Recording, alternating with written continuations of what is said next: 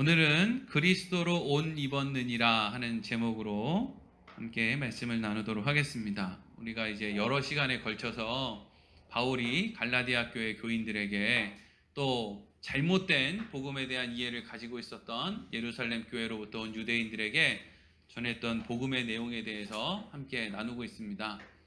사실 갈라디아서가 6장밖에 안 되거든요.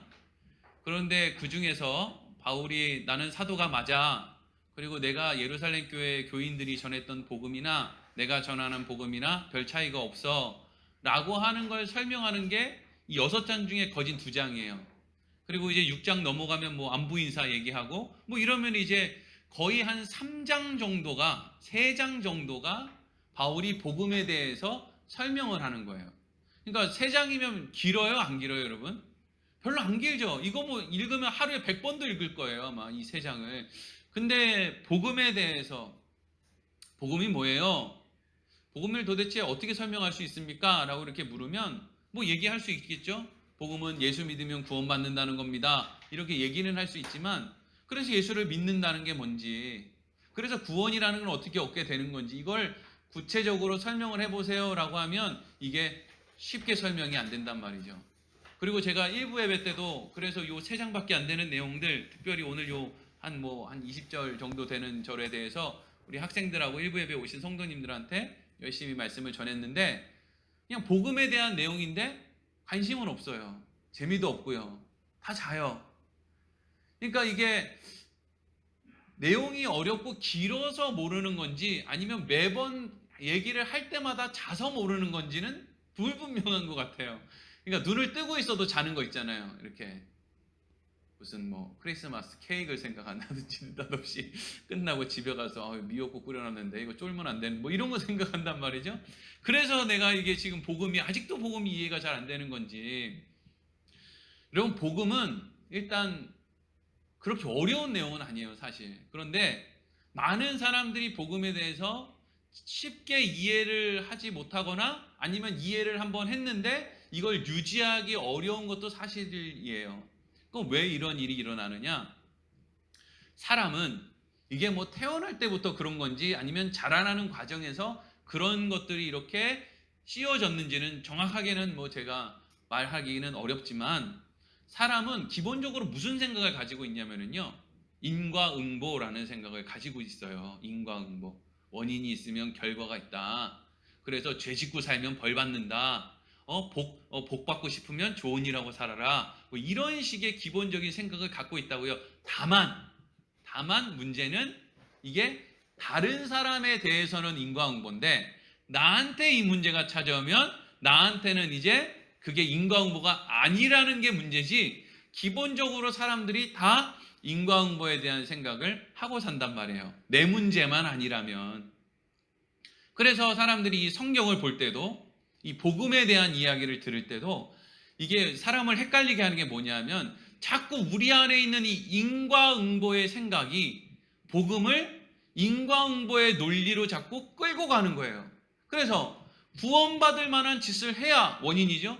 구원을 받지 결과를 얻지, 구원받을 만한 짓을 못했는데 어떻게 구원을 받나, 이게 자꾸 우리가 가지고 있는 이 구원에 대한 생각을 자꾸 이렇게 헷갈리게 만드는 대목이란 말이에요. 여러분, 구원은 이 성경이 이야기하는 것은 인과응보의 논리로 우리에게 복음을 주는 것이 아니에요. 성경은 우리에게 어떤 논리로 이야기를 하고 있냐면 은혜의 논리로 설명을 하고 있다고요. 그래서 우리는 복음에 대한 이해를 쉽게 하지 못하고 이해를 해도 금방 잊어버리는 거예요. 왜? 우리 정서 안에는 은혜라는 게 없잖아요. 여러분, 원수 용서해 보셨습니까? 원수까지도 아닌데 나한테 말 한마디 그냥 찌르는 말 몇 마디만 해도 그 사람 꼴보기 싫잖아요. 원수도 아닌데, 내 부모를 죽인 원수, 10년 동안 칼을 갈았다 이런 사이도 아닌데 그냥 나한테 말 몇 마디만, 직장이나 아니면 뭐 장사하는 데나 이렇게 가가지고 뭐 하는데 나한테 말 몇 마디만 실수해도 얼마나 그 꼴보기 싫어요. 다음부터는 쳐다보기도 싫잖아요. 근데 우리한테 은혜의 논리라는 게 사실은 어렵죠. 은혜라는 것은 뭔가 용서해 줄 수 없는 사람한테 용서를 해주는 게 은혜잖아요. 단지 무슨 뭐 은혜를 베풀었다, 스승의 은혜, 이런 은혜 말고 진짜 스승이 맨날 날 돈 없는 집에서 태어났다고 맨날 스승이 날 막 갈구고 막 뺨 때리고 막 그렇게 했는데, 그런 스승을 용서하는 게 이제 그 은혜의 자리에 가는 건데, 사실 이 은혜의 복음이라는 건 우리가 이해하기가 어렵죠. 우리 안에 은혜가 없고 인과응보가 있으니까. 근데 성경은 인과응보로 가지를 않고 은혜라고 하니까. 근데 여러분, 우리가 사는 인생 가운데 은혜의 관계에 있는 관계가 하나 있죠. 그게 무슨 관계죠? 우리가 좀 엿볼 수 있는, 은혜를 엿볼 수 있는 관계가 있어요. 그게 부모와 자식의 관계예요. 그게 유일한 관계죠. 우리가 은혜를 엿볼 수 있는 유일한 관계. 그래서 원수 같은 자식인데 사랑할 수 있는 그 유일한 관계. 어느 날 자식이 아버지한테 와서 이렇게 얘기하는 거예요. 아버지, 제가 이번에 어느 대학교에 가기로 했습니다. 그럼 보통 이 은혜의 관계가 아니고 인과응보의 관계면 뭐라고 대답해야 돼요? 그래, 네 마음대로 해라. 가든지 말든지, 이제 네 성인 아니냐? 근데 이 자식은 왜 아버지한테 어느 대학 가기로 했다는 얘기를 할까요? 등록금이 필요합니다. 제가 장학금 탈 자신은 없거든요. 등록금만 필요한가요? 학비 말고도 용돈도 필요합니다. 방세도 필요합니다. 그리고 참고서를 샀는데 안 사고 뻗이다가 또 사고 이런 걸 계속해서, 하여튼 근데 부모님들은 그렇게 해도 어떻게 합니까? 못 줘서 난리라고요. 어느 날 또 딸이 혹은 아들이 또 어머니한테 와가지고, 어머니, 제가 이번에 차를 좀 바꿔야 되겠어요. 이번에 애가 많이 태어나서 우리 집에 애가 넷이라 그냥 승용차에는 못하니까 우리가 이렇게 큰 차가 좀 필요합니다. 그럼 사. 그러면 나한테까지 와서 얘기를 하는 거예요. 왜 얘기하는 거예요? 보태달라는 얘기죠. 보태주든지 사주든지. 그러면은 그 내가 타고 다닐 것도 아니고 이제까지 키워놓은 것만 해도 어디고, 대학 공부까지 다 시켜놨는데 뭘 또 차까지 사달라고 그러고, 어떤 때는 또 집 사달라고 그러고, 그런 걸 하는데 또 밤에 잘 때 그게 또 생각이 나는 거예요. 아유, 얼마나 힘들면 나한테까지 와서 차 얘기를 꺼내나. 그러면 이제 그거를 사줄 때까지는 부모는 또 불편하단 말이에요, 마음이. 원수지, 정말 원수. 그런데 그런 관계가 있다는 거예요, 은혜의 관계. 성경은 우리한테 복음을 설명할 때 핵심적으로 뭘 얘기하느냐? 하나님께서 아브라함을 찾아오셔서 아브라함을 자녀 삼았다, 이거예요. 이해할 수 없는 거죠. 신이 인간을 어떻게 자녀를 삼는가? 도대체 왜? 아브라함이 무슨 잘한 일이 있다고 그걸 그렇게 했느냐? 이게 이제 설명되어지는 게 성경의 내용이에요. 그러니까 성경은 이 성경 말씀을 잘 보고 이대로 살면 복 받는다, 이런 내용 하나 없어요. 성경에 돼지고기 먹지 말라는 말이 구약에 있는데, 그래서 우리가 돼지고기를 안 먹고 살아야 건강하게 사는구나, 그런 정보를 얻으려고 성경 읽는 거 아니에요. 돼지고기 맨날 먹어도 오래 사는 사람 오래 살고요. 건강식으로 맨날 그냥 이상한 녹즙 이런 거 맛대 없는 거 그거 암만 먹어도 일찍 죽는 사람도 일찍 죽던데요. 그걸 어떻게 설명할 수 있습니까? 성경은 항상 왜 하나님은 그렇게 하셨나? 왜 구원은 그런 방법으로 하셨나? 왜 하나님은 자녀를 삼았나? 누구를? 그럼 자녀는 어떻게 삼는 건가? 이런 설명이 성경의 내용인 거예요. 하나님께서 아브라함을 찾아오셔서 아브라함을 자녀 삼았다는 거예요. 이게 복음의 시작이죠. 근데 하나님이 자녀 삼은 사람들에게 나타나는 현상이 있어요. 그냥 저는 예수 믿습니다, 이렇게 하면은 나는 무조건 구원받는다? 그런 내용을 하려면 그냥 성경이 뭐 한다고 그렇게 두껍게 써 있어요. 예수 믿는다, 몇 마디 말만 해라, 그러면 다 끝난다. 요거 한 장이면 되는 거 아니에요? 뭘 이렇게 창세기부터 요한계시록까지 뭘 이렇게 많이 써놨냔 말이에요. 성경에 써여 있는 내용들은 뭐냐 하면, 전능하신 하나님께서 자녀 삼아 주신 사람들이 있는데, 그 사람에게 하나님이 찾아가셔서 그 사람들의 마음 안에 믿음이라는 것을 생겨나게 해주신다. 그냥 한순간에 믿음이라는 걸 생겨나게 하는 게 아니라 그의 삶을 통해서, 아브라함이 75세에 부름을 받았는데 100세의 아들을 낳기까지 하나님이 그 오랜 기간 동안 아브라함의 인생에 개입하셔서 그 마음 안에 믿음이라는 걸 이렇게 만들어내셨다. 그럼 왜 그걸 만들어내셨느냐? 하나님이 자녀를 삼았기 때문에 하나님의 자녀가 되었다는 증거로 그 안에 하나님이 믿음을 만들어내시는 것이다 하는 거예요. 하나님을 믿는다는 것은 다른 말로 이야기하면 하나님을 의지한다는 말이에요. 하나님 믿는다라는 말을 하면 구원받는다, 이게 믿는다는 게 아니라 하나님을 의지하게 됐다는 거예요, 내가.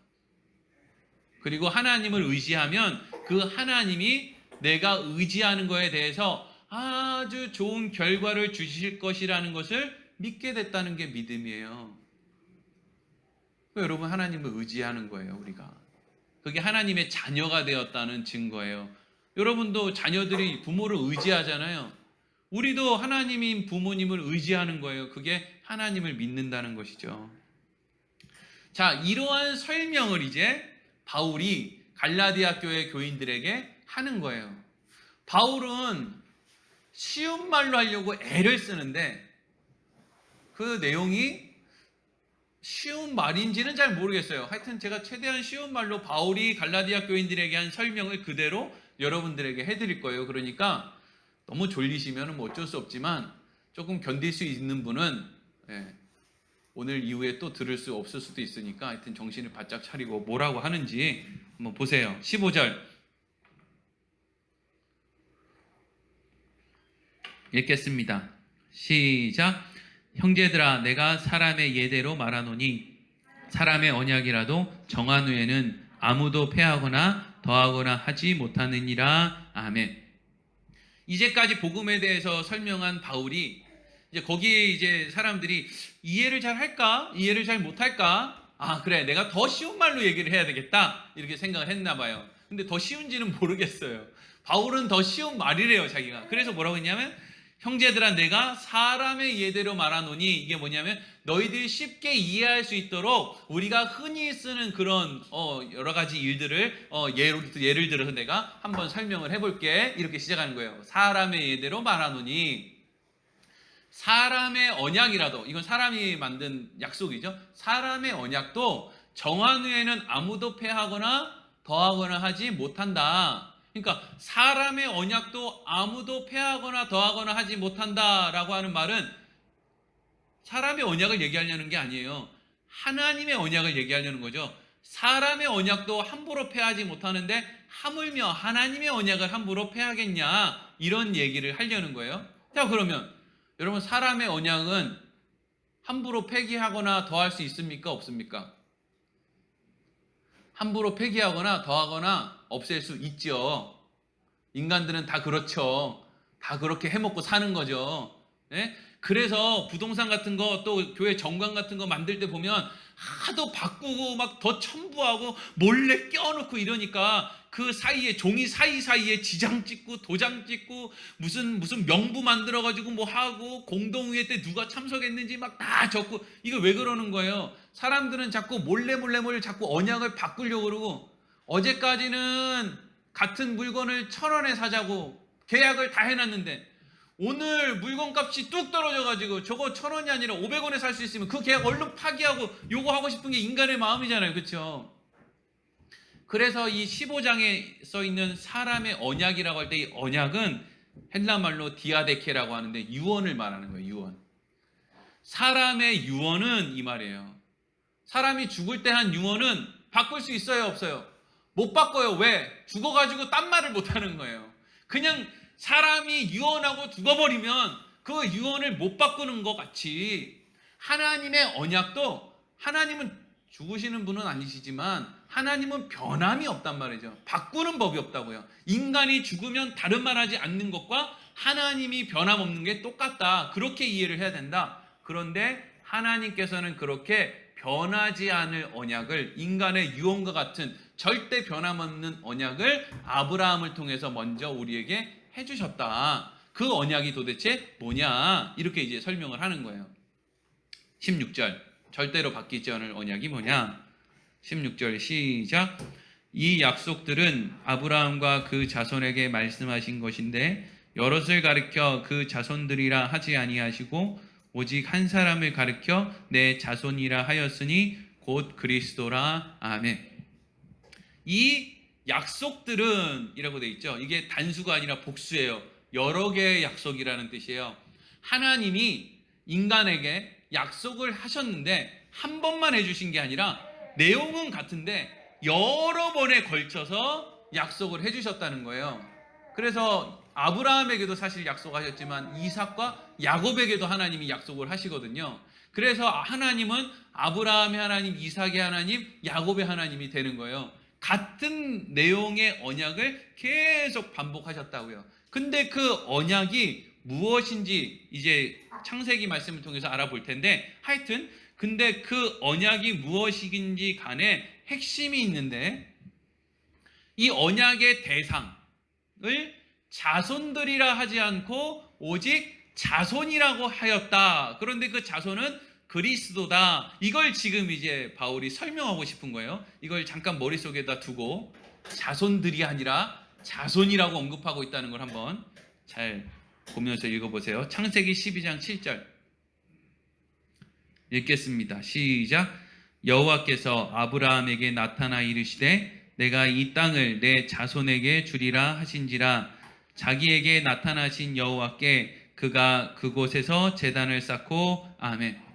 하나님이 아브라함을 불렀어요. 너 거기 살지 말고 내가 가라고 한 대로 가라. 그래서 아브라함이 거기를 떠났어요. 자기 고향을 떠나서 이제 가나안 땅으로 들어왔어요. 가나안 땅에서 하나님께 제사를 지냈어요. 그랬더니 하나님이 아브라함한테 뭐라고 그러냐? 야, 너 한번 봐봐라. 여기 있는 땅을 내가 너한테 주겠다. 또 너 자손에게 주겠다. 이렇게 얘기를 하시는 거예요. 지금 아브라함의 눈에 보이는 건 가나안 땅이에요. 그렇죠? 근데 이 가나안 땅은 어떤 의미를 가지고 있냐면 약속의 땅이라는 걸 의미하고 있어요. 가나안 땅은 약속의 땅이에요. 그러면 그러니까 지금 이스라엘 백성들이 있는 그 팔레스타인 지역을 약속의 땅이라고 하고 있는 게 아니라 눈에 보이는 그 가나안 땅을 통해서 어떤 약속의 땅을 얘기하고 있냐면 영원히 우리가 살아야 될 본향 하나님의 나라를 얘기하는 거예요. 그러니까 아브라함아, 내가 네 눈에 보이는 이 땅을 다 줄 건데 이 땅이 단지 그냥, 그러니까 하나님이 아브라함을 자녀 삼았다니까요. 자녀 삼았으니까 엄청 좋은 걸 주고 싶잖아요. 그러니까 가나안 땅, 눈에 보이는 그 이 세상의 땅을 준다고도 약속하시지만 그것보다 더 좋은 땅인 네 자손에게 더 좋은 영원한 땅을 내가 줄 거야. 그래서 내가 너를 불렀고 내가 너를 자녀 삼았어. 이게 이제 시작인 거예요. 근데 여기에서 뭐라고 하고 있다고요? 자손이라고 하고 있다고요? 또 창세기 13장 14절에서 16절 읽겠습니다. 시작. 롯이 아브라함을 떠난 후에 여호와께서 아브라함에게 이르시되 너는 눈을 들어 너 있는 곳에서 북쪽과 남쪽 그리고 동쪽과 서쪽을 바라보라. 보이는 땅을 내가 너와 내 자손에게 주리니 영원히 이르리라. 내가 내 자손이 땅에 티끌 같게 하리니 사람이 땅에 티끌을 능히 셀 수 있을진데 내 자손도 세리라. 아멘.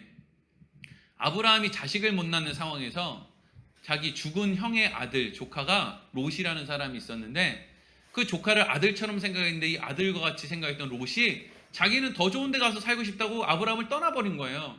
그러니까 아브라함에게는 지금 자식이 없는 상황인 거예요. 근데 그때 하나님께서 아브라함을 찾아오셔서 뭐라고 얘기하느냐? 너 지금 이 동서남북 네가 쳐다보는 걸 다 봐라. 이거 내가 다 네 자손에게 내가 줄 거야. 땅에 티끌을 셀 수 있는 사람이 있다면 너의 자손도 셀 수 있을 거야. 이 16절에 있는 말씀이요, 사실 좀 이해하기 어려운 말씀이에요. 그냥 번역을 왜 이렇게 해놨는지 모르겠어요. 내가 내 자손의 땅에 티끌 같게 하리니 사람의 땅에 티끌을 능히 셀 수 있을진데 내 자손도 세리라. 왜 이렇게 해놨을까요? 이게 뭐냐면 이 세상에 있는 모든 티끌을 셀 수 있는 사람이 있다면 아브라함 네 자손의 숫자도 다 셀 수 있을 것이다, 이 뜻이란 말이죠. 그런데 너무 이상하죠. 왜? 분명히 하나님께서 땅을 주겠다라고 하는 대상은 자손들이 아니라 자손이라고 얘기를 했단 말이에요. 한 사람을 얘기하는 단수, 자손. 그런데 이 뒤에 이 자손을 티끌과 비교를 하니까 그럼 도대체 왜 이 자손을 단수로 했냐고요. 자손들이라고 해야지, 티끌처럼 많을 거면. 그리고 창세기 15장 4절 5절 읽겠습니다. 시작. 여호와의 말씀이 그에게 임하여 이르시되 그 사람이 내 상속자가 아니라 내 몸에서 날짜가 내 상속자가 되리라 하시고 그를 이끌고 밖으로 나가 이르시되 하늘을 우러러 무뼈를 셀 수 있나 보라. 또 그에게 이르시되 내 자손이 이와 같으리라. 아멘. 그리고 또 하나님이 뭐라고 하시느냐? 저 하늘의 별을 봐라. 아브라함아, 너 저 하늘의 별을 봐라. 네 자손이, 이건 단수거든요. 자손이 저 하늘의 별과 같을 것이다. 이게 안 맞는 거예요. 별은 엄청 많은데 왜 자꾸 자손, 너에게 모든 것을 자손에게, 그 땅을 자손에게 주겠다. 그런데 이걸 아브라함이 뭐라고 얘기를 했냐면 그 말이 맞다. 왜 맞냐? 여기서 얘기하는, 원사님 아까 그 16절 말씀 좀 띄워주세요. 갈라디아서 3장 16절. 여기서 창세기 말고요. 갈라디아서 3장 16절.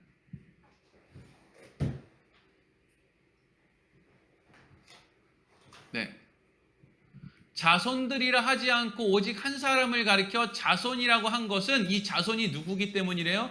그리스도기 때문이다 라고 얘기를 하고 있는 거예요. 그러니까 하나님이 아브라함을 하나님 자녀 삼으시고 뭐라고 했냐면 네 후손으로 예수 그리스도가 이 땅에 올 거야. 한 사람이죠. 예수 그리스도 한 사람. 근데 그 예수 그리스도를 통해서 많은 사람들이 구원을 받게 될 거야. 근데 이 많은 사람들은요, 다 예수로 옷 입은 사람들.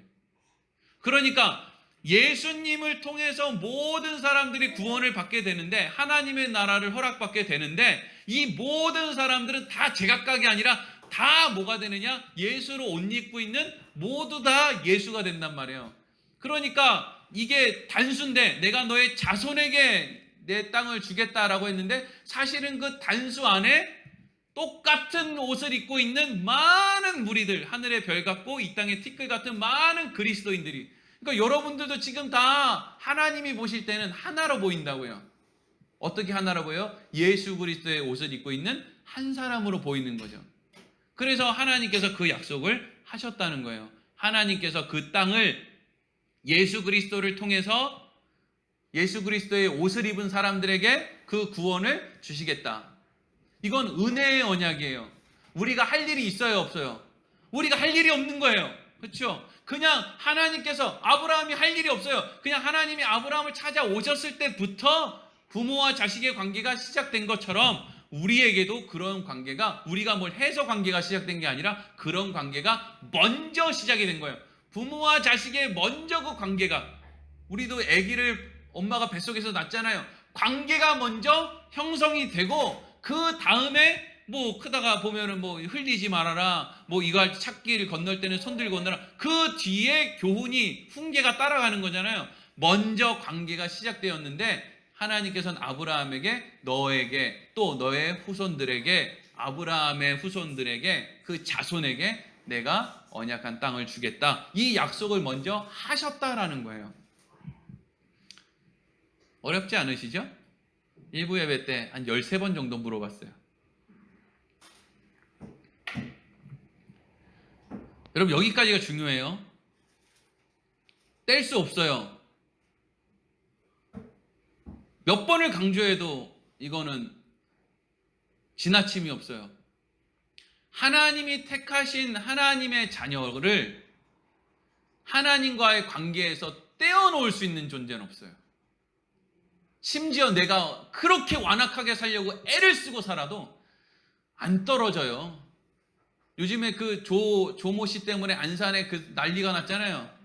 아마 이 세상에 그 어떤 사람도 그 사람 좋다고 하는 사람 없어도 그 조모 씨 엄마는 그래도 내 새끼 할 거예요. 그 관계를 띄어낼 수 있는 존재는 없어요. 그래도 내 새끼라고 하면서 안아줄 거예요. 그게 관계라고요. 성경의 그 어떤 메시지가 어떻게 등장을 해도 그 말씀이 뭘 의미할까를 생각해야지, 그 말씀이 하나님과 하나님의 자녀를 떼어놓을 수도 있는 방법이 있구나 라는 식으로 해석해서는 절대 안 되는 거예요. 우리는 하나님과의 관계에서 떨어질 수가 없는 인생들이에요. 자, 그런데 그럼 왜 떨어질 수 있다고 하는 생각도 사람들이 가끔씩 하는 것일까? 17절 18절, 하나님이 이 은혜의 언약만 하신 것이 아니기 때문이에요. 17절 18절 읽겠습니다. 시작. 내가 이것을 말하노니 하나님께서 미리 정하신 언약을 430년 후에 생긴 율법이 폐기하지 못하고 그 약속을 헛되게 하지 못하리라. 만일 그 유업이 율법에서 난 것이면 약속에서 난 것이 아니니라. 그러나 하나님이 약속으로 말미암아 아브라함에게 주신 것이라. 아멘. 그런데 하나님이 아브라함과 은혜의 언약을 맺으신 다음에 약 430년이 지난 다음에 하나님이 시내산에서 모세에게 십계명을 줬잖아요. 그때부터 하나님이 이스라엘 백성들에게 율법을 주셨다는 거예요. 그러면 뭐가 먼저냐는 거죠. 하나님의 은혜가 먼저예요? 율법이 먼저예요? 하나님의 은혜가 적어도 430년 더 먼저란 말이죠. 그러니까 은혜가 먼저 선포되었고 필요에 의해서 율법이 이스라엘 백성들에게 주어졌다 하는 거예요. 그러면 왜 무슨 필요가 있길래 이 율법을 하나님께서는 이스라엘 백성들에게 주셨을까? 19절 읽겠습니다. 시작. 그런즉 율법은 무엇이냐? 범법함으로 더하여 진 것이라. 천사들을 통하여 한 중보자의 손으로 베푸신 것인데 약속하신 자손이 오시기까지 있을 것이라. 아멘. 율법은 무엇이냐? 율법, 하나님이 430년이 지난 다음에 모세를 통해서 주신 십계명이라는 게 무엇이냐? 인간들이 범법함으로, 인간들이 왜 죄를 지을 수밖에 없는지를 설명하기 위해서 하나님이 주신 것이다. 이게 율법이다 하는 거예요. 여러분, 율법은 하나님이 인간을 귀찮게 하려고 주신 게 아니고요. 인간이 얼마나 모자라고 어리석고 연약한지를 알려주시려고 준 게 율법이에요. 율법은 신명기 말씀 보겠습니다. 신명기 10장 13절. 율법은 하나님이 왜 주셨냐면 읽어보겠습니다. 시작. 내가 오늘 내 행복을 위하여 내게 명하는 여호와의 명령과 규례를 지킬 것이 아니냐. 아멘. 율법은 하나님께서 모든 인간이 행복하게 살 수 있는 방법으로 주신 게 율법이에요. 그러니까 율법을 모든 인간이 지키면 이 세상이 천국이 될 거예요. 근데 문제는 뭐냐면 모든 인간이 이 율법을 안 지켜요. 똑똑한 사람들이, 좋은 대학 나온 사람들이, 배웠다는 사람들이, 국회의원이, 정치하는 사람, 저 경제인, 저 꼭대기 있는 사람들이 법을 안 지켜요. 그리고 법을 안 지키는 걸 자랑해요. 이게 이 세상이에요. 그리고 나는 어떻게 하면 법을 안 지킬 수 있을까를 연구해요. 그래서 부동산 값이 이렇게 오르는 거 아닙니까? 세금 떼어먹고 사는 사람들이 그렇게 많은 거 아니에요? 그리고 그런 사람들은 오히려 어떤 사람들은 동경해요. 와, 나도 세금 떼어먹고 싶다. 세금을 뭐 몇백억을 안 내고 있다. 와, 대단한데? 근데도 통장에 집에 금고에 돈이 저렇게 많아. 와, 저 사람 진짜 지혜롭다. 이게 인간들의 생각이에요. 어떻게 살면 모든 인생들이 행복하게 사는지 모르는 게 아니에요. 그렇게 안 살 뿐이죠. 왜? 내 욕심이 우선하니까요. 그러니까 하나님은 율법을 주시면서 인간들에게 너희들 이렇게만 살면 모든 인간이 행복해. 모든 인간이 아름답게, 모든 인간이 자기의 모든 생명을 다 누리면서 살 수 있어. 근데 인간들은 어떻게 해요? 안 지켰다는 거죠. 성경이 이야기하는 죄는 사람 죽이고 사람 때리고 도둑질하는 게 죄가 아니라 하나님으로부터 벗어난 사람이 행하는 모든 행동이 죄예요. 그래서 하마르티아는 관역을 벗어났다는 뜻이죠. 죄가 하마르티아예요. 그러니까 하나님을 벗어난 모든 인간이 하나님 없이 하는 모든 일들이 죄이기 때문에 아무리 좋은 율법을 줘도 율법은 좋은 거예요. 모든 인간이 다 잘 살 수 있는 방법이잖아요. 근데 인간들은 그 좋은 걸 받아도 그 좋은 걸 가지고 다른 사람이나 정죄할 줄 알지, 다른 사람이나 율법의 테두리에 끼워 맞출 줄 알지, 지는 그렇게 안 산단 말이에요. 자기는 그렇게 안 살면서 모든 사람들이 이렇게 살기를 원할 때 그게 그 사회가 그렇게 되겠습니까? 절대로 안 되죠. 그런데 그렇게 하나님이 율법을 주셔서 인간의 한계를, 죄 짓고 살 수밖에 없음을, 인간의 연약함을 계속 드러내시는데 그걸 언제까지 한다는 거예요? 방금 읽었던 말씀 보면 19절 말씀에 뭐라고 되어 있죠? 약속하신 자손이 오시기까지 있을 것이라. 여기 자손은 아까 자손이 누구라 했어요? 그리스도라 그랬죠. 그러니까 율법은 아무리 좋은 율법도 우리가 그 율법을 계속 못 지키는 걸 통해서 우리는 우리 힘으로 뭘 할 수 있는 게 아니구나. 아무리 좋은 것도 우리가 못 받아먹는구나. 그래서 우리한테는 메시아가 그리스도가 필요한 거구나 라는 것을 가르쳐 주기 위해서 율법이라는 게 하나님으로부터 우리에게 주어졌다는 거예요. 그런데 여기 좀 아리송한 말씀이 하나 등장해요. 20절 이어지는 20절 말씀 시작. 그 중보자는 한 편만 위한 자가 아니라 하나님은 한 분이시니라. 아멘. 요 앞에 다시 19절 해주세요. 자, 여기서부터 이제 또 이해를 해야 돼요. 하나님이 머릿속에 한번 그려보세요. 하나님이 모세에게 십계명 돌판을 주는 거예요. 십계명, 여러분 무슨 영화 같은 거 보셨습니까? 하나님이 십계명 돌판을 처음 모세에게 주셨을 때 십계명 돌판에 쓰여 있는 글씨는 하나님이 직접 써주셨어요. 그래서 아마 우리가 뭐 정확하게는 모를 거예요. 어떻게 써주셨는지. 근데 이제 그냥 머릿속에 하나님이 어떻게 써주셨을까? 공중에 매끄러운 돌 두 개가 붕 떠오르면 거기에 이제 하나님이 마치 레이저 같은 게 바바바바바박 이래가지고 이제 십계명을 딱 멋지게 써주셨겠죠? 근데 바울은 그렇게 쓰여진 십계명 돌판을 그냥 무슨 뭐 바람에 날려서 하나님이 모세에게 준 게 아니라 천사의 손으로 자연스럽게 공중에서 이렇게 십계명 돌판이 쓰여졌는데 그걸 천사들이 요렇게 들고, 그게 이제 천사를 통해서라는 얘기예요. 천사들이 요렇게 들어가지고 모세한테 갖다 준 거예요. 모세.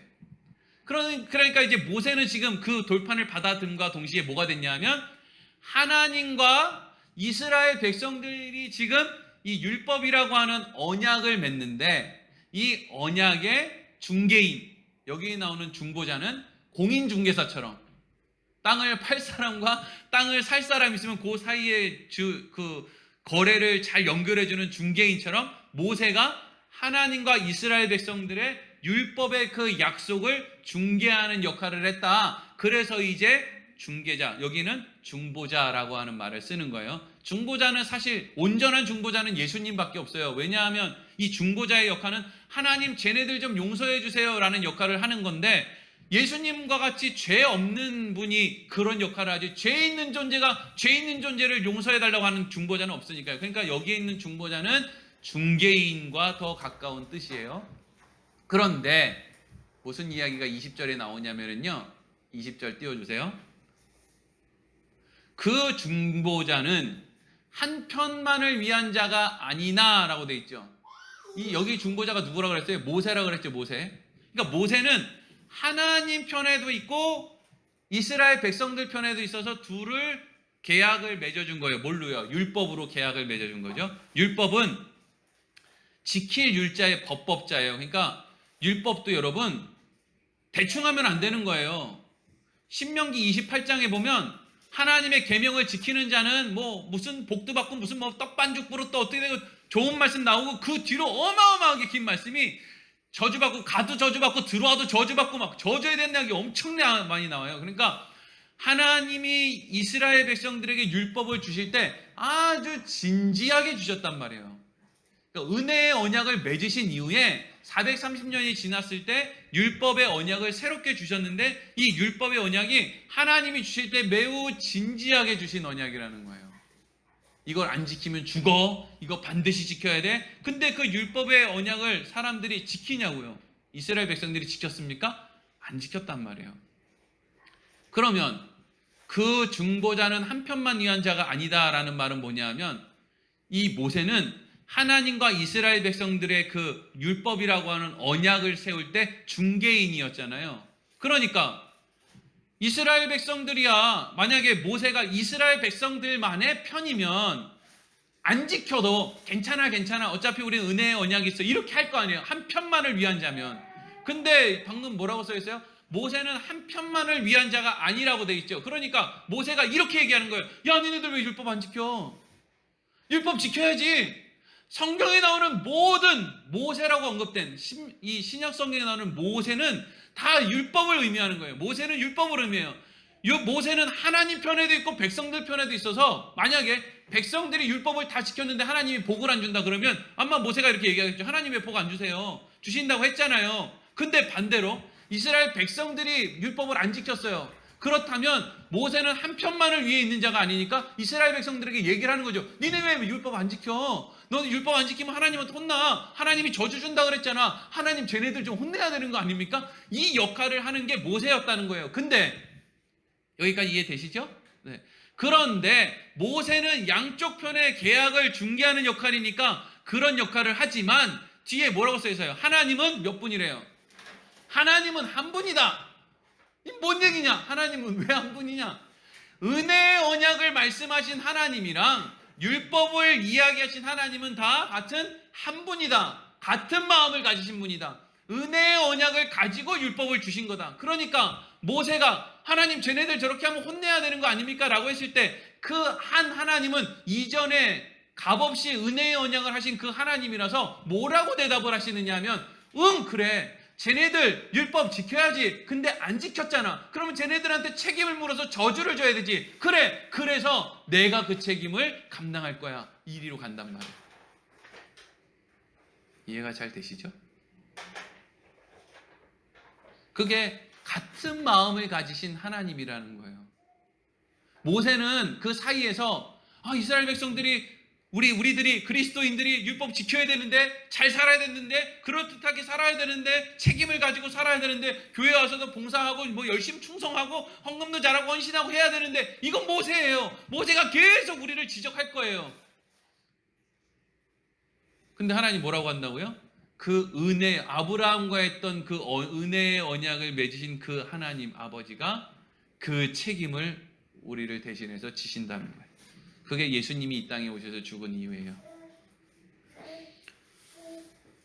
쉬운 내용인데 어렵게 설명이 제가 그렇게 설명하는 게 아니라 바울이 설명한 내용을 그대로 얘기하고 있는 거예요. 그래서 21절에서 24절 읽겠습니다. 시작. 그러면 율법이 하나님의 약속들과 반대되는 것이냐? 결코 그럴 수 없느니라. 만일 능히 살게 하는 율법을 주셨더라면 의가 반드시 율법으로 말미암았으리라.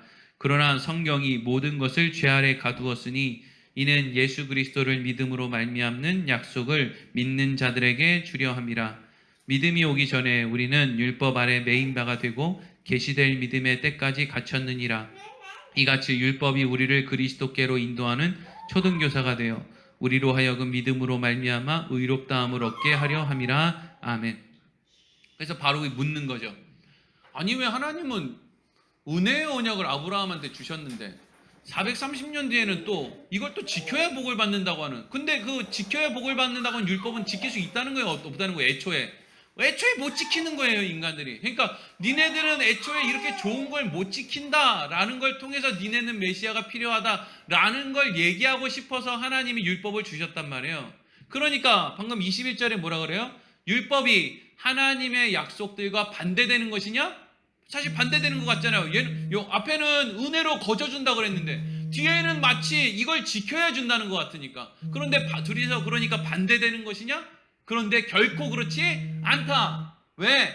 어쨌든 우리가 사는 건 은혜의 언약 때문에 사는 거지 뒤에 있는 율법의 약속 때문에 이걸 지켜서 사는 사람은 없기 때문이다. 만약에 이 율법을 지켜서 의를 얻어내는 사람이 한 명이라도 있으면 그런 사람이 있어야지. 근데 이 율법을 지켜서 의를 얻는 사람은 한 명도 없었다. 그래서 이 모든 것들은 22절에 보면 그러나 이것도 잘 봐야 돼요. 그러나 성경이 모든 것을 죄 아래 가두었으니, 이 여기서 얘기하는 성경은 왜 이것도 여기다 성경이라고 번역을 했는지 모르겠는데 하나님이 쓰신 글이라는 뜻이에요. 하나님이 쓰신 글. 물론 하나님이 쓰신 글이 성경이 맞기는 한데 여기 문맥에서 하나님이 쓰신 글은 아까 모세한테 빠바바바바박 하면서 썼던 그 율법 말이에요. 그 율법, 하나님이 쓰신 그 글은 모든 사람들을 죄 아래 가두었다. 자기의 한계가 죄밖에 될 수 없다라는 것을 드러내게 만들었다. 그런데 이게 언제까지냐? 예수 그리스도를 믿는 믿음으로 말미암는 약속을 믿는 자들에게 주려고 예수 그리스도께로 인도하기 위해서 율법이라는 것을 통해서 자기 한계를 알게 한 것이다. 그래서 24절에 뭐라고 돼 있어요? 율법은 우리를 그리스도께로 인도하는 초등교사가 된다. 여기서 초등교사라는 것은 학교까지 데려다주고 너 학교 들어가면 밖에서 신는 신발 실내화로 바꿔 신고 실내화 주머니 이렇게 들고 가서 책상 옆에 이렇게 걸고 수업 시간에는 선생님 말씀 잘 듣고 해라. 이러고 돌아가는 역할을 하는 게 초등교사예요. 그러니까 율법은 우리를 어디로 데리고 가느냐? 예수 그리스도께로 데리고 가는 거예요. 그 일을 아주 진지하게 하나님께서, 얼마나 하나님이 진지하게 이걸 하나님의 백성들에게 그걸 알게 하시는지, 이걸 지키지 않으면 죽어야 되는데 이걸 대신해서 예수님이 죽는다니까요. 그러니까 어마어마하게 진지하게 접근하는 거죠. 여러분, 오늘날 우리가 율법 외에 율법의 기능을 하는 것들이 우리 인생 가운데도 있어요. 이 율법의 기능이 예수 그리스도께로 우리를 끌고 가는 초등교사의 역할을 한다 그랬잖아요. 우리 인생 가운데 우리가 하나님을 우리 아버지라고 부르면 우리 인생 가운데 어려움이 좀 없어야 될 거 아니에요. 그렇죠? 근데 우리 인생 가운데 어려움이 없을 때가 없죠. 너무 진지하게 하나님이 나한테 찾아오셔서 아주 그냥 내가 제일 싫어하는 것만 그냥 더 찌르는 것 같은 느낌을 받을 때가 있어요. 이게 이스라엘 백성들에게는 율법이라면 이게 오늘날 그리스도인들에게는 우리 인생에 찾아오는 문제들이에요. 하나님이 얼마나 진지하게 우리 인생 가운데 찾아오는지 몰라요. 그게 우리를 그렇게 아프게 하는 것들이에요. 그냥 해도 그만 안 해도 그만인 걸로 우리를 찌르지 않는다니까요. 아주 진지하게 하나님이 아주 그냥 내 목줄을 붙들고 너 이거 안 할 거야? 너 이렇게 할 거야? 저렇게 할 거야? 너 살 수 있어? 네 힘으로 살 수 있어? 그래, 네 힘으로 어디까지 살 수 있는지 한번 보자. 이러고 그냥 궁지로 몰아요. 우리 인생을 그리로 몬다고요. 그게 무슨 역할을 한다고요? 초등교사 역할을 한다고요. 그래서 우리를 어디로 끌고 가요? 하나님 안 되겠어요. 못하겠어요. 제 힘으로 못하겠어요. 제가 이렇게 자라가지고 뭐 좋은 학교 가고 뭐 이렇게 결혼해가지고 애들 낳고 이렇게 하면 뭐가 좀 이렇게 될 것 같았는데 나이를 먹으면 먹을수록 더 힘들어 죽겠어요. 그래서 어디로 간다고요? 예수 그리스도께로 간다고요. 우리 인생에 율법 외에도 우리 인생을 예수 그리스도께로 끌고 가는 초등교사가 있어요. 너무 힘들게 해요, 우리를. 하나님이 얼마나 우리를 진지하게 대하시는지를 알려주시는 것이죠. 그리고 그 끝에 뭐가 있다고요? 예수 그리스도가 있다고. 그래서 마지막으로 25절에서 29절, 여기에 이제 앞서 얘기했던 거에 대한 모든 정리와 답이 여기 다 있어요. 25절부터 한 절 한 절 읽어보겠습니다. 25절 시작. 믿음이 온 후로는 우리가 초등교사 아래 있지 아니하도다. 아멘. 믿음이라는 게 뭐예요? 하나님을 의지하게 된 이후로는, 예수 그리스도를 의지하게 된 이후로는 이거죠. 믿음이 온 후로는 내 인생에 내 목줄을 붙들고 네 힘으로 할 수 있어, 한번 버텨봐, 해봐 이럴 때 믿음이 온 후로는 아니요, 내 힘으로 안 할 거예요. 내 힘으로 못하는 거 알아요. 이제는 내가 예수님만 의지합니다. 하나님만 의지합니다. 내 힘으로 안 되는 걸 알아요 라고 할 때 우리에게는 더 이상 뭐가 필요 없어요? 이제는 초등교사가 필요하지 않죠. 왜? 바로 예수 그리스도께로 가면 되는 거거든요. 이게 만만하지 않아요. 거기까지 갔다 와야 되는 거예요. 이게 만만하지 않다고요. 이 과정이 반드시 있어야 돼요. 노년에 그 과정을 거치는 사람도 있고 중년에 거치는 사람도 있고 또 좀 젊었을 때 거치는 사람도 있는데, 어쨌든 이걸 통해서 하나님 앞에 하나님만 의지해야 되는구나, 그거밖에는 방법 없구나 라고 하는 숨통을 조이는 곳까지 한번 갔다 와야 된단 말이죠. 그리고 나면 더 이상 나한테 소망을 두지 않으니까 이제는 초등교사 역할을 할 필요가 없는 거예요. 나한테 소망 안 두고 바로 예수님한테 가는데 무슨 초등교사가 이제 필요 있습니까? 학교 잘 가는데요. 그리고 26절 시작. 너희가 다 믿음으로 말미암아 그리스도 예수 안에서 하나님의 아들이 되었으니. 아멘. 애초에 하나님이 아브라함을 찾아와서 뭐 삼았다 그랬어요? 자녀 삼았다 그랬죠. 그런데 지금 그 이야기를 하는 거예요. 자녀 삼았다고 하는 증거가 뭐냐? 우리 안에 믿음이 생겼다는 거다. 믿음으로 말미암아 너희 안에 예수 그리스도 안에서 너희가 하나님의 아들이 되었으니. 여러분들이 하나님의 자녀인지 아닌지는 여러분 안에 하나님을 의지하는 마음이 있는지 없는지를 보면 돼요. 난 신이 있다는 건 믿는데 그거로는 여러분들이 하나님 믿는다고 얘기하기 조금 어려워요. 그렇다고 해서 뭐 절망적일 건 없어요. 왜? 가만히 안 내둘 거니까. 믿음이 생길 때까지 하나님이 여러분들이 교회에 나오든 교회에 안 나오든 여러분 느닷없이 절에 가가지고 108배를 하든 뭐 별의별 걸 다 해도 하나님이 여러분 안에 여러분들 자녀 삼으면 여러분들 안 내버려 두시고 여러분 안에 믿음이 생길 때까지 할 거니까 걱정 없어요. 뭐 걱정할 필요는 없는데 하여튼 그냥 현재를 나를 이렇게 점검할 수 있는 거죠. 난 내가 생각하는 하나님은 이 세상을 창조한 분인가? 그거 이상도 이하도 아닌가? 거기서 한 걸음 더 나와서 그래 뭐 예수님을 통해서 이런 일을 했구나. 근데 그게 나랑 무슨 상관이지? 근데 그게 점점 믿음이 흘러서 인생을 겪어가면서 하나님 말고는 의지할 분이 없구나. 여기까지로 갔을 때 내가 어떻게 이런 말도 안 되는 걸 믿고 있지? 이게 지금 뭐야? 그럼 나한테 있는 이 믿음이라는 건 어디서 왔지? 하나님의 아들이 되었기 때문에, 하나님의 딸이 되었기 때문에 내 이 완악한 마음 안에 전능하신 하나님이 이 안에 믿음이라는 걸 만들어내 창조하셨기 때문에 이 안에 이런 게 생긴 거구나. 내가 어떻게 하나님을 의지한다는 게 지금 말이 되냐? 사실 맨날 얻어먹는 자식이 맨날 부모를 뜯어먹어도 그래도 그 자식이 맨날 뜯어먹는 부모를 의지하냐고요. 그렇게 어려운 거잖아요. 우리가 누구를 의지한다는 게. 근데 눈에 안 보이는 하나님을 어떻게 의지하냐고요. 기가 막힐 노릇이죠, 이게. 근데 하나님이 의지하게끔 만든단 말이에요. 이거는 뭐 제 얘기라서 뭐 이거는 뭐 편집을 하든지 여러분들이 그냥 이제 결론하기 전에 잠깐 이제 정신을 맑게 하기 위해서 하나님을 의지할 수밖에 없도록 만드는 하나님의 방법. 제가 작년에 이맘때 어떤 분이 차를 주셔가지고 제가 차를 이렇게 제 승용차를 이렇게 타고 다니고 있거든요. 근데 어느 날 엔진 오일을 갈러 갔는데 엔진에서 오일이 샌다는 거예요. 어디서 새는지도 모르겠다고. 그리고 막 많이 샌다는 거예요. 그리고 보니까 많이 새요. 엔진에서 오일이 막 새면 어떡하나. 그래서 물어봤어요. 이거 엔진에서 오일이 새면 그럼 어떻게 해요? 이거 엔진을 어떻게 수리를 해야 돼요? 수리비가 엄청 나온다는 거예요. 그렇겠죠. 엔진인데 뭐 그거를 사람이 한두 시간에서 되겠습니까? 거기 있는 사람들 전문 기술자들인데 그 사람들이 전문적으로 뭘 이렇게 하려면 인건비도 많이 들고 엔진을 뜯었다 붙였다 하려면 안에 있는 소모품도 들고 뭐 또 갈아야 되고 그래서 돈이 막 몇백만 원이 들지도 모르니까 그냥 엔진 오일이 새는 만큼 매 한 일주일에 한 번씩 점검을 한 다음에 그 엔진 오일 통에다가 엔진 오일을 사서 떨어진 만큼 계속 그거를 채우면서 그걸 타고 다니라는 거예요. 그게 최선의 방법이라고. 찝찝하지만 또 그런 것도 우리 찝찝하잖아요. 그렇죠? 싹 고쳤으면 좋겠잖아요. 근데 어지간해야 고치지 몇백만 원이라는데 그걸 어떻게 고치냐. 그래서 몇 달 동안 그 찝찝한 마음으로 찝찝해 뭐 할 때마다 바닥에 뭐 새는 건 없나 이렇게 자꾸 쳐다보고 근데 엊그저께 문자가 왔어요.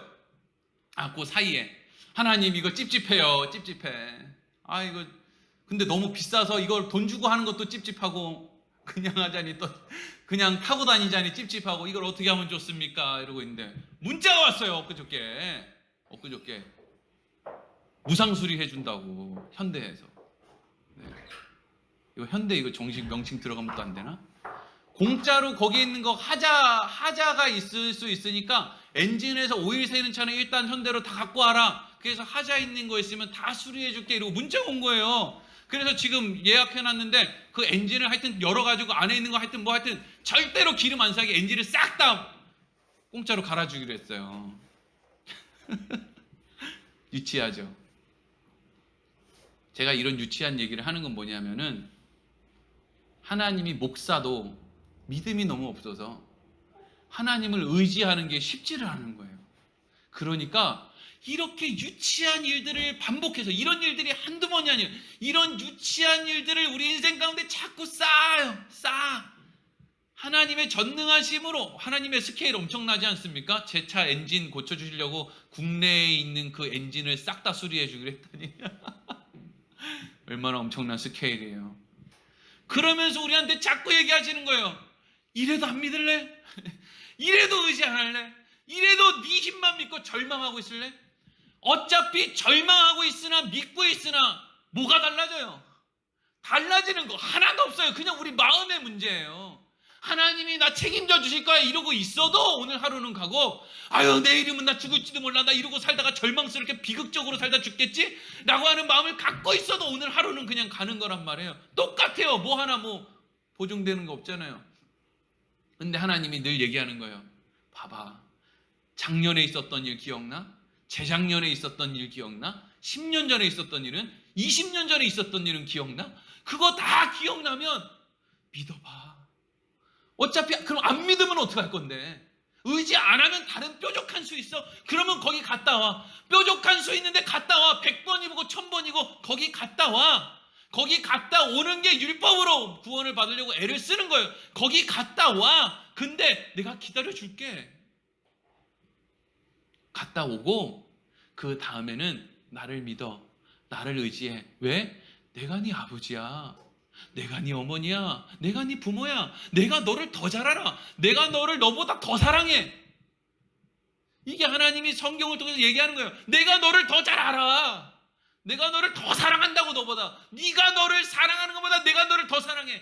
사람이 자기 자신을 제일 사랑하는 것 같아도요, 사실 사람이 자기 자신을 제일 미워하면서 사는 것 같아요. 매운 거 맨날 먹으면 배 아픈 거 아는데 매운 걸 또 먹고, 내가 나를 사랑하는 건 맞아요? 이렇게 밤에 늦게 자면 안 되는 거 알면서, 뭐 음주 가무를 즐기면 안 되는 거 알면서, 그냥 그거 알면 아는데 내가 그냥 그걸 하고 사는 거예요. 뭐 내가 나를 사랑하며 살아요? 내가 나를 어떻게 보면 혹사하며 살죠. 하나님은 나를 너무나 잘 아는 거예요. 나를 의지하라는 거예요. 다른 거 뭐 다 준비해 놓을 생각하지 말고 나를 의지하라는 것이죠. 그래서 27절에 뭐라고 되어 있어요? 읽겠습니다. 시작. 누구든지 그리스도와 합하기 위하여 세례받은 자는 그리스도로 옷 입었느니라. 아멘.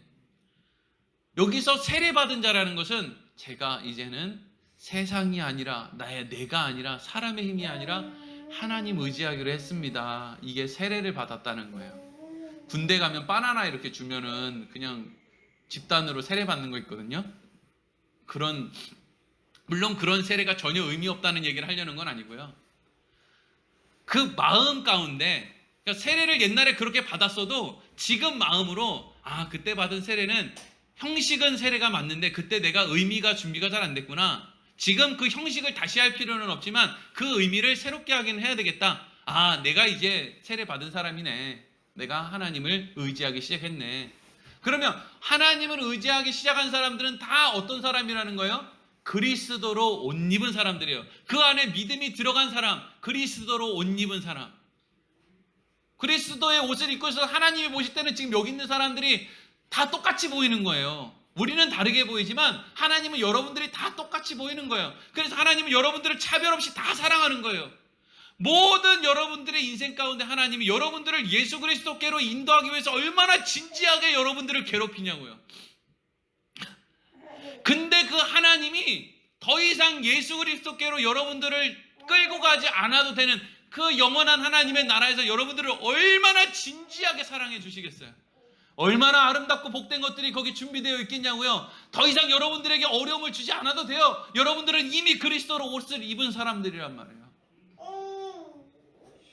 그래서 38절에 읽겠습니다. 시작.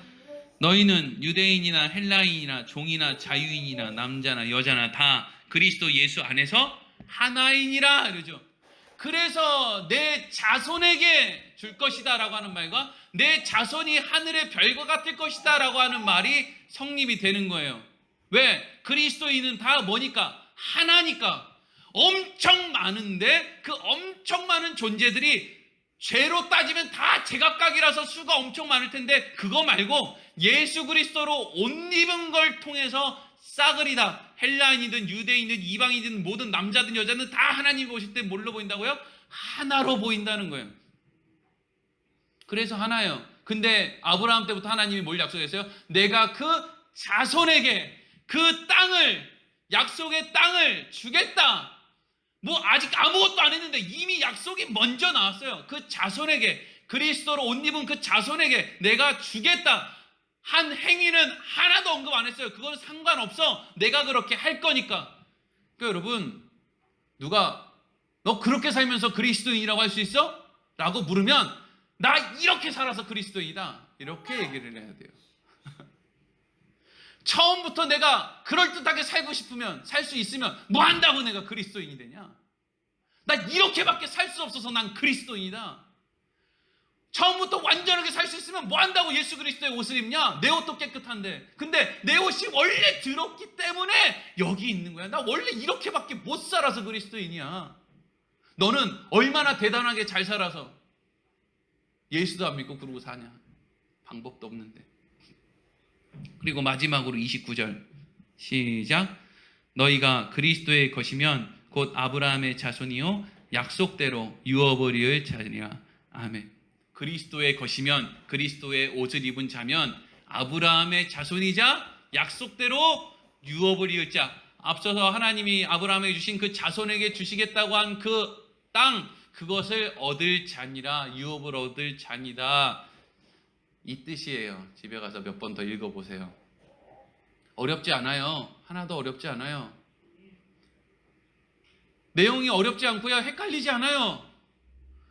여러분들을 헷갈리게 하는, 하나님의 자녀가 된 우리를 헷갈리게 하는, 자꾸 이거 정도는 해야지 네가 자격 있는 거 아니야? 라고 하는 식으로 말하는 사람들의 말에는 귀를 끄세요.